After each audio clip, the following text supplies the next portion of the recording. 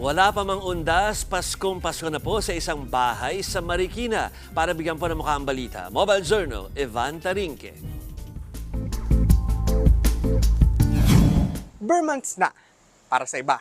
Masyado pang maaga para mag-display ng mga Christmas decors. Pero ang isang bahay sa Marikina, October pa lang, kabog na ang display sa labas ng bahay.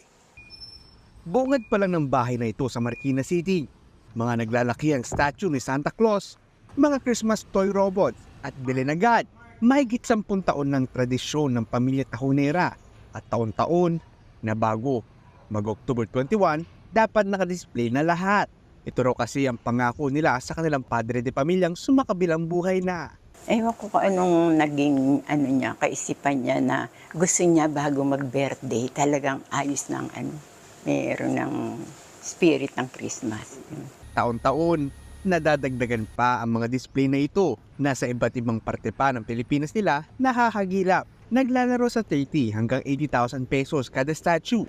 So matotal, nasa 1 million pesos na raw ang halaga ng lahat ng mga nakadisplay. Pero worth it naman daw ang kanilang gastos. Dahil kapalit nito, ang mga ngiti ng mga batang bumibisita dito. Pagkapasko ang pila, mula rito, paikot yan. Siyahan din ako pag nakikita ko na marami kaming napapasayang tao. Ang best news, libreng bumisita at magpa-picture kasama ang pamilya o barkada.